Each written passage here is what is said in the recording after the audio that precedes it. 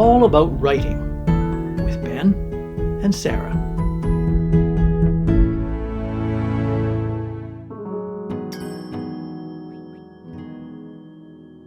Welcome to All About Writing, the podcast that covers everything about the world of writing from the inside out. This is episode 3, part 1, on our series on the craft of writing. I'm Sara, here with my co-host Ben, who is an award-winning best-selling author and ghostwriter, editor, and publisher. And I'm Ben, here with my co-host Sara, who is an award-winning best-selling author, screenwriter, editor, and TED Talk presenter. And today, we're going to be giving you an introduction to the craft of writing. So what this is like getting down to the nuts and bolts of how you write a good story. Serious stuff. It's going to be stuff like plot, characters, point of view, and all the little details that you need to think about as you're putting together a story. Because if you've done any writing, you've probably figured out that stories don't just magically appear on the page. You've got to put a lot of technical skill into making sure that it comes across effectively. If you are just new to writing, maybe you look at your favorite authors and go, how did they do that? How did they set that up? How did they evoke those emotions?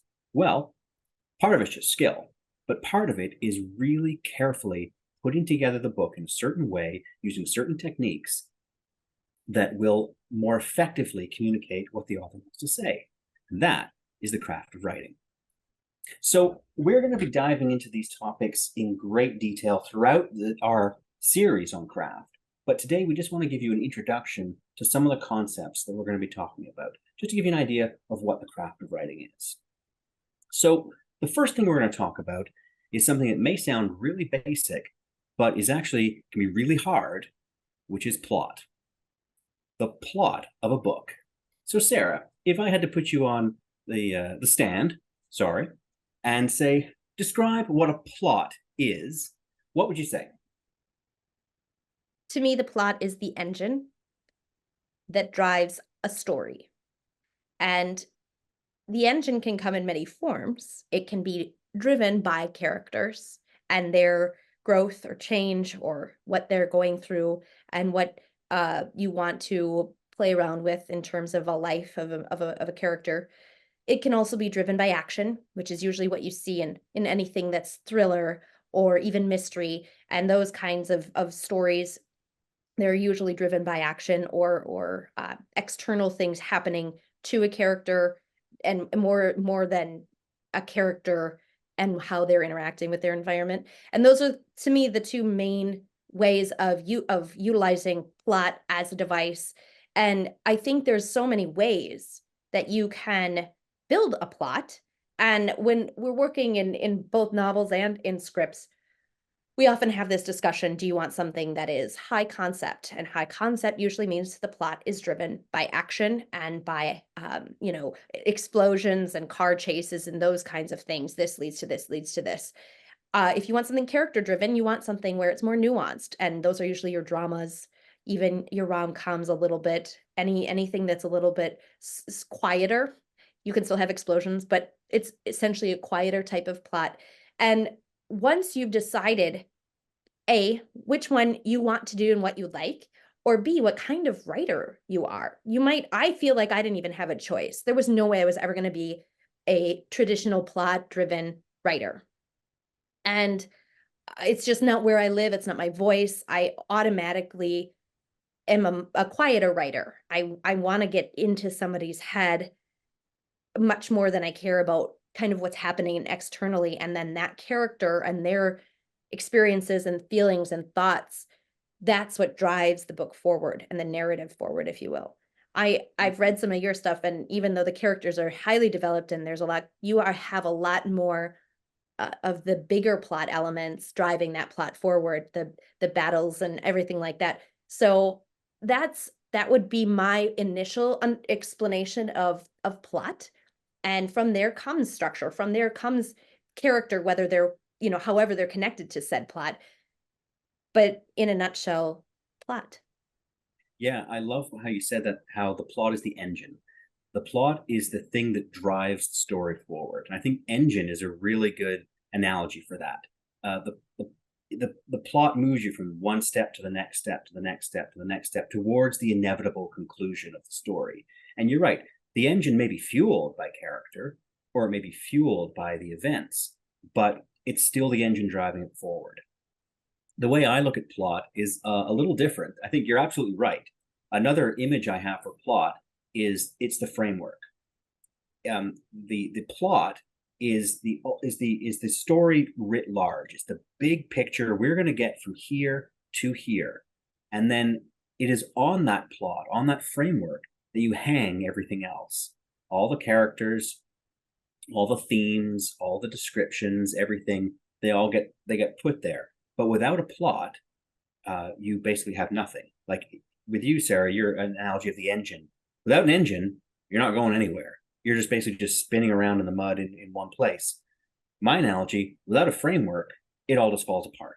You've got a whole bunch of pieces just sitting there on the floor. So, yeah, the plot is definitely the thing that gets us from A to B, whether we think of it as driving the story forward or it's the framework upon which the story plays out. Either way, that's what plot is. Plot gets us from the beginning of the story to the end. And another word we use for plot is structure. What's the structure of the book? And that's a really useful way sometimes to think about it, because plot is a word we hear so much. Maybe you can't even really wrap your head around it. Maybe use the word structure instead. What's the structure of this book? And like you said, Sarah, the book can be structured by different things. You can have different building blocks, but as long as you're clear on that, then you can be clear on what your plot is. And you're absolutely right. I love my characters, and I try to invest a lot into my characters, but my stories are definitely driven by the events. The high concept writing. I love the way you said that. Yes, I'm a high concept writer because I want to get them from this event, which starts everything, to this event, which is the climax, which is the end. And how are we going to get there? And there's a series of events that get us there. One leads to the next inevitably. Ideally, that's how it works. Yeah. Yeah. And I think too, plot or structure will automatically answer the question that we actually addressed a little bit in the previous episode, where we talked about, can you succinctly answer, what is your book, what is your story about? Plot answers that question. It answers, what is this about? Why should I care? And why do I want to read it? And if you can figure that out early on, it helps you not only outline or plan out how your book or your story will go, but it also, when people go, oh, you're writing, what is it about?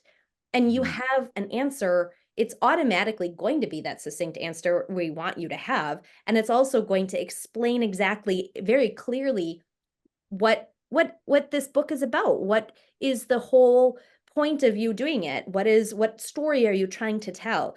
And that there is no right or wrong answer for that. There's not even a right or wrong way really on how to do that, as long as it's succinct enough and it does answer, what is this about? But plot answers, and structure, once you know what it is, it answers that question. And I think that is a really important question to know, either before you write or while you're writing it, and it kind of can come to you. I will say, I know, when we talk about plot and structure, a lot of people always think, oh, well, you have to plan it out, you have to think about it, you have to know what it is. And and you know this about me, I never used to outline my books.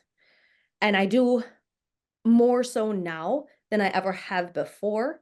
They're not a traditional outline. They're mostly just chunky paragraphs with a bunch of information just puked on the page. And I don't even stick with them half the time.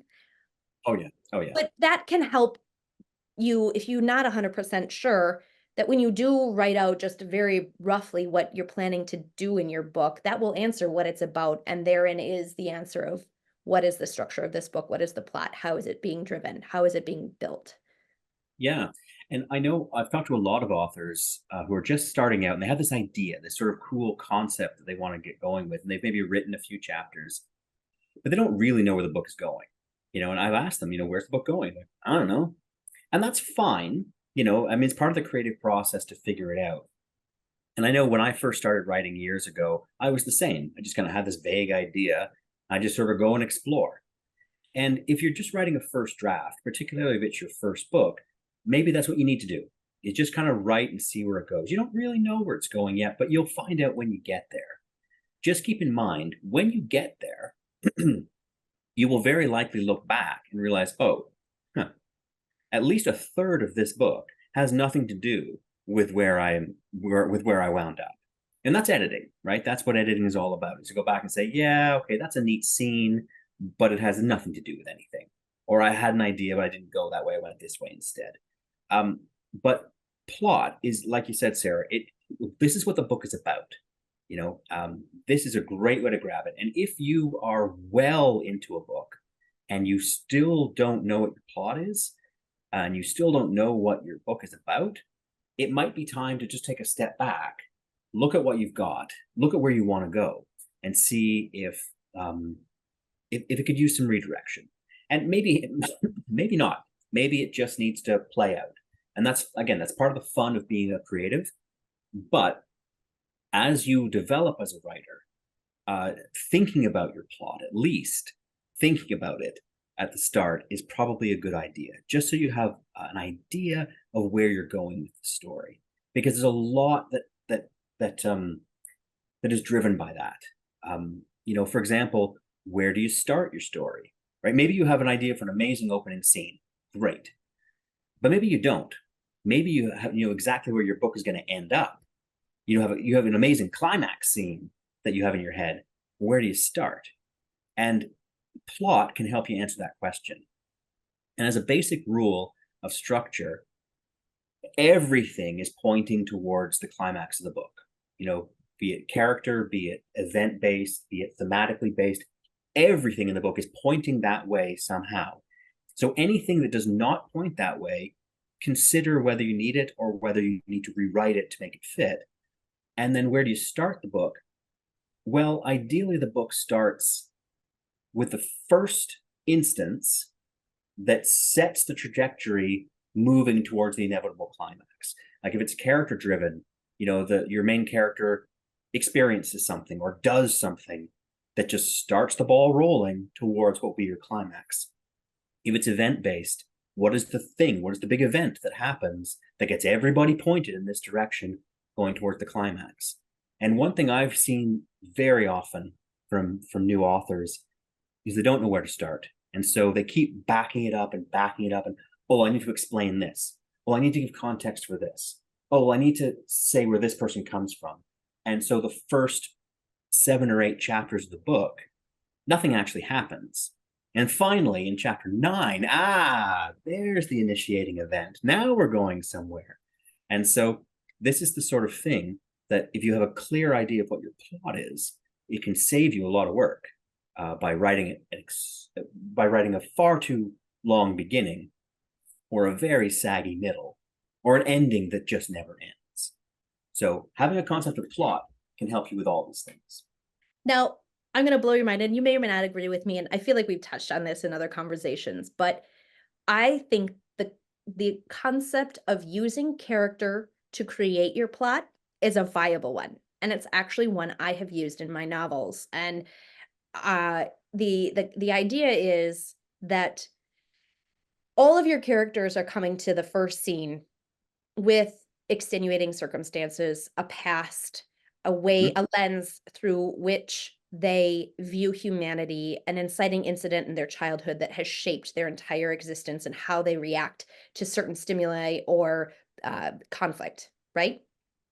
And then it's kind of like you throw all these characters. You don't have to give their backstory, not right away, maybe never. But you throw them into a situation. It's kind of the same idea that you throw 8 strangers in an elevator and then you make it get stuck. And they're all coming to that elevator from, 8 different situations. And now they're stuck together. What happens next? And it can go in a plethora of different ways. And maybe you have an idea of where you're going to end up, right? But whatever you're starting from, I have discovered that I get a very rich plot, and I do write more character driven, which I think this is why it works for me. You get a much richer character-driven plot, if you have all of those things already in your mind or have them written on separate documents about these characters, which again, you don't necessarily put in, they may not be necessary to the plot at all, but knowing that about these characters will help you write them, and also it will create automatic conflict between some of them, and that will add to a multi-layered structure to your story. And so that's just one way to come at plot from a more character-driven plot. And we can, if you want to expound on that, otherwise we can dovetail a little bit into character as a Yeah. And just before we go to character, I think it's great, but you hit on a key sentence there, or a key phrase, which is conflict. Plot has to have conflict. And that's something I've also seen from authors where they're just kind of writing this nice world that they've created and these nice characters that they love, but nothing ever really goes wrong. And they just kind of go through their happy little life. And it's almost like the author is just basically wish fulfillment. Like I wish I lived here. This would be great. And everything is awesome. A plot has to have conflict. It can be character driven. In fact, it usually is, but it can be event driven as well. I write military sci-fi, so I have kind of built-in conflict right there. Well, there's us and there's the enemy. There we go. Conflict. Boom. Done. But there has to be conflict. And the climax of the book has to ultimately resolve that conflict. And ideally, the beginning of the book sets up that conflict. That's what you have to have. So conflict is critical to the plot. You have to have that. And ideally you have several, the whole rising tension of a plot where the heroes have a breakthrough, but then something else goes wrong. They have another breakthrough, but that leads to this disaster, and on they go. That's all part of structure, which we'll get into another time. But conflict is key. Yes. So yeah, absolutely. But I mean, characters are essential to this. So let's roll right into characters. Sarah, take us away with characters. Tell us about characters. That's because I love character. And everybody's going to be different coming to character, but I do think it's important that your characters have flaws. Sometimes they can, they might not be redeemable, that they are human that way. And I think so many people have so many two-dimensional characters because they don't give them enough of those small ticks, right? A manner of speaking that is uniquely theirs, or something that they always do physically in their interactions, whether it's always fidgeting with something, or a certain tick that they have on their physical personality. All of those little things can add up to a really rich character. And I write ginormous ensemble novels, and so I actually have these spreadsheets of what they look like, and things they're known for, and issues they have, and all of these things. And I might not use half of them in one of my books, but they exist in the world I've created.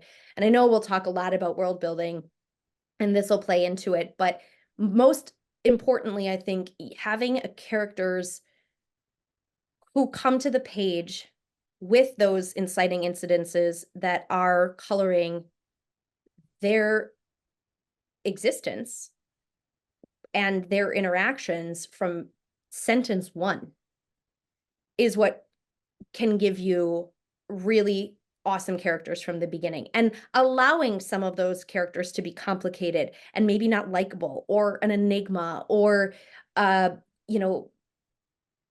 somebody you would never want to be friends with. I mean, Vanity Fair is known for being the book that has no hero or heroine. All the characters are very flawed. They have bad reasoning for doing their actions.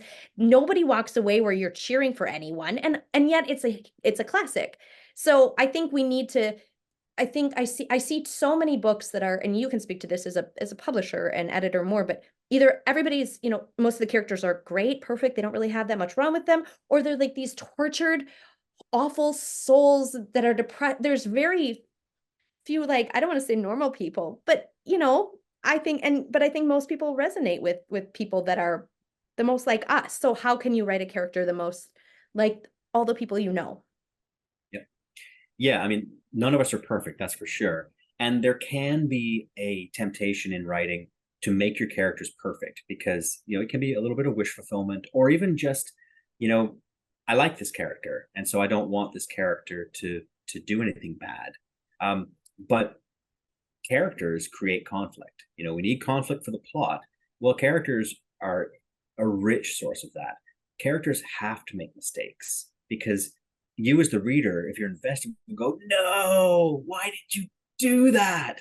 But if the characters can set up properly, it makes sense why they did it because they have this particular flaw or blind spot or a reasonable misunderstanding that made them make what to them was a reasonable choice, but of course they didn't have all the information, so it's a disaster. So characters, yeah, definitely they shouldn't be perfect. Now you'll always have the odd, supporting character who basically just has one job. Dramatically, they may not be that deep, and they may be a little one dimensional, but they have a job to do. Fine. But your main characters have to be multifaceted. They have to have good qualities and bad. And you can have villains who are genuinely like diabolical, but there's something about them that the reader can connect to and go, I don't agree with it, but I get why they did that. That's the genius of character and the multifaceting of it. You mentioned Vanity Fair. One of the funnest reviews I ever got for my first novel was about the four main characters. And someone who, I don't know, she read the whole book, but she said, yeah, each one of the main characters is unlikable in their own way. And, I think she meant it as an insult, but I'm like, oh, thanks. That's awesome. Because it showed that I'd created characters that had flaws, but were obviously engaging enough to keep this even skeptical reader reading 140,000 words to the end to find out what happened. And another criticism I had once of one of my characters, who was a 22-year-old pilot, and he acted like 22-year-old men do. And one of my friends was quite offended at some of the things this guy was saying and thinking. And I had to say to her, just because my character says that doesn't mean I think that, right? It's okay to write characters who are different from you. It's okay to write characters who do things that are not very nice, right? That's what makes drama. It's what makes conflict. We have to have villains, but we also have to have heroes who make mistakes. That's the best kind of drama. It's no fun if it's the hero always does the right thing, but the villain is constantly doing the bad thing to counter them. No, the hero has to do not bad things necessarily, but questionable things or make mistakes. And so when you're making your characters, even characters that you love, they still can do things that maybe you as a person wouldn't do. But this is drama. So you have to put them in those high stakes situations, and sometimes they either fail or they just make a mistake. And that gives you your flaws and gives you your drama. I think we could go forever on the nuances of character, and I don't want to spend too much more time on it. But we can definitely talk about point of view from a character standpoint briefly before we sign off on this episode, and hopefully whet everyone's appetite for diving into some of these topics in extreme depth as we go on. But we and point of view to me also can be played with in many ways, along with tense, past tense, present tense. But for a point of view, and you and I have actually gone a little, not head to head on this one. When I first came to you with one of my novels, and you were like, I really feel like the first person point of view along with the present tense just is, I don't know if I would prefer it if it was, past tense, if you're in, someone's first person point of view. And I came back to you and I said, please don't make me do that. It's not how I want it to sound. And I think that something that has become that I think that is a sloppy way of telling a story is to jump point of views a lot. Mm. Sometimes, mid chapter, mid paragraph. I've seen it in mass marketed, paperbacks where the head jumping, the point of view flip-flops nonstop. It's almost like getting whiplash. And staying in point of view, whether it's first person or third person, or having multiple characters, multiple chapters that kind of switches on and off. I love doing it just because it can allow you inside a character's head on a very intimate level. And I also think it's important that the voices of whoever's point of view you have sounds very distinct from any other character point of views you might have within that novel. And we can go into that in detail, but I would love from you as an editor, especially, what your opinions are about point of view in general, and any, big no-nos or things you can't wait to talk about. Yeah, point of view is a really interesting one. It's something that readers often don't think about, and ideally they shouldn't think about it. It should almost be invisible to them because they're just sort of swept up by the drama. But point of view really sets a different tone. Like first person point of view, like you said, Sarah, is very intimate. You really get into that character's head because you're seeing the world through that character's eyes. You only know what that character knows, which can be an extremely effective way of storytelling. Third person limited is when you're sort of, it's the closest I guess you can get maybe to a movie where you're from one character's point of view, but you're not necessarily in their head. They're you're sort of looking over their shoulder type thing. It's not, whereas first person is I did this, I think this. Third person is he or she thinks this, did this, but you're still following that person and their perspective. What you talked about, where you're head jumping, that's third person omniscient, which is where you can be in any character's head at any time. And certainly back in like the 80s and before, that was a very, very common style of writing. It fell out of favor, and I'm kind of glad that it did, because it can be very jarring. You're sort of following one character, and then literally the next paragraph, now you're in the head of another character. It is an acceptable form of writing, but I don't like it, and I discourage authors from using it because I find that it can be disruptive to the reader. And I personally like the challenge of having to stay with one character for the point of view. If I want to have multiple points of view, because sometimes you need that because you want to be able to show different perspectives and show a misunderstanding which is brewing that our characters don't know, but you, the reader, knows. You can do that, but you should either change chapter or at least change scene, like write from one character's point of view, then have a little asterisk break, and then go to another character's point of view and stay with that second character for the whole scene. If you are jumping back and forth between two characters or three characters in one scene, I find it breaks down the tension because A, it's hard to follow, but B, there's no mystery because the reader knows what everybody's thinking. And it's way more fun as a writer to try and have the point of view character interpret what the other character is doing, like we would in real life. I don't know what the other person is really thinking. All I can do is read their body language and then hear their tone of voice. And so first person and third person limited are the best ways to approach that, I think. And then just to throw it out there, one more point of view, if I may, which is second person, which is not used very often, but that's when it's you do this, you do that, you do that. It is very rare. Even first person can be a little avant-garde. Certainly first person present tense. Sorry. Like a certain person on this podcast who is not me writes in all the time. It can be very, very intimate, very intense. Second person is almost always written in present tense, and that's reserved for usually like user manuals. But if Follow you're your own adventure. That's right. If you're going to be fiction, it's like choose your own adventure, which I have written one of. I've written one. They're digital now, and it's really cool because it means once you make a decision, if you don't like the decision, you can't go back and pick another one like you could on the old print copies. Yeah, no, you're stuck with your decision now.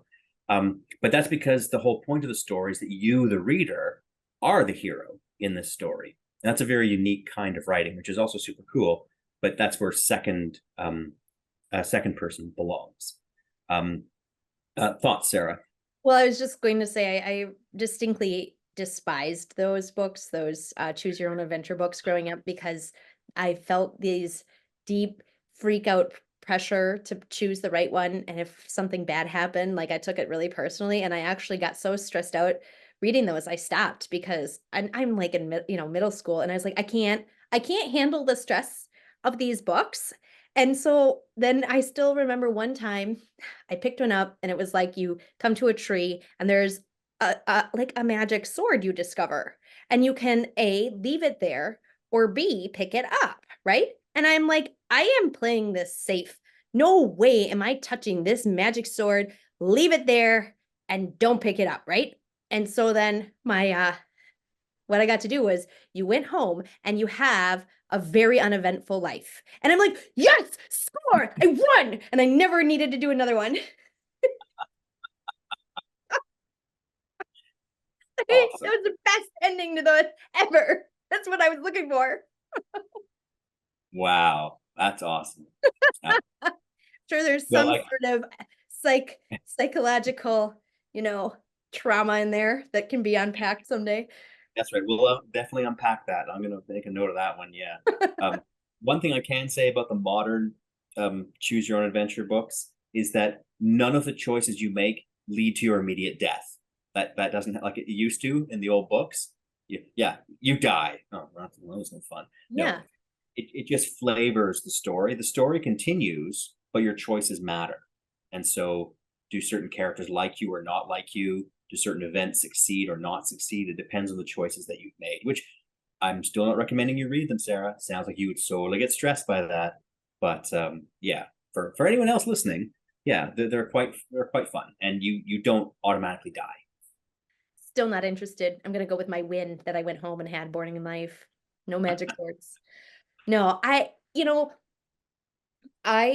I have been working very hard to write in third person limited, um, which and I've played around with third person limited with um two characters in a book, never more than two third person, but I prefer to stick with one. And I suppose it comes down to intimacy, right? Point of view, as you mentioned, my first person existence that I live in so much in my novels is extremely limited, but it's extremely intimate, and you're allowed, to hear the questions and the stream of consciousness. And as long as you do it, well paced, it works. But um I know that third person, especially third person limited, is the norm for point of view. I think it's the most expected one. From a publishing standpoint, you would need to expound on that. Like if you feel that certain books are more recepted, they're more there's more reception to a certain type of point of view that you would recommend for first time authors or authors struggling where they should start. But because we both write very differently, which is great because we have our preferences and points of view. But Yeah, I mean, yeah, definitely third person limited is the safe one, right? No one's ever going to not like third person limited. Um, First person is also pretty safe. If it's appropriate to the book, nobody will really be kind of freaked out by, oh, first person. Okay, as long as you can do it well, it works. It's when you start getting into present tense, that's when it's a little more avant garde. And again, not a bad thing. There's an immediacy to present tense, which really brings the reader right into the scene. This is happening now, and that's kind of cool. And I was just butter I me was up. Are you just like hoping that? No, I'm kidding. I was just an old stick in the mud. That's it. I was one of those old conservative publishers. Oh, I've never seen this before. Nah, it's terrible. So I no, no, felt no.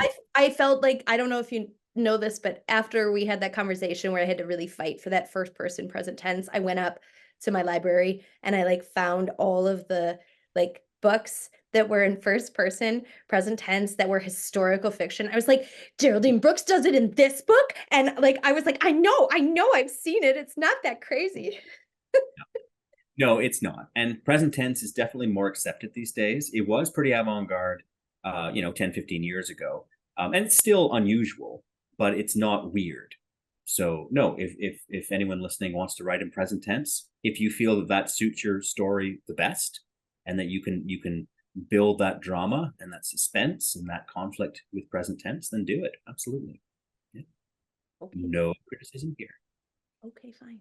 I know we could keep going on this, but I want to be cognizant of our time. So if you don't want to add anything more detailed to any of these, then maybe we can wrap her up, and we will look forward to expanding on all of these in detail, many details in future episodes.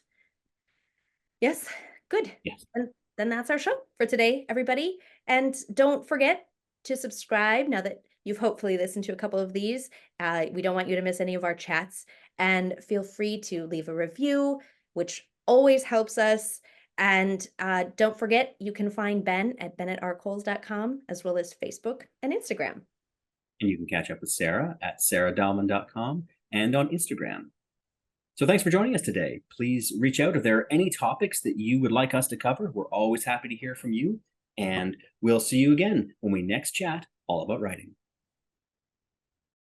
This has been All About Writing with Ben and Sara.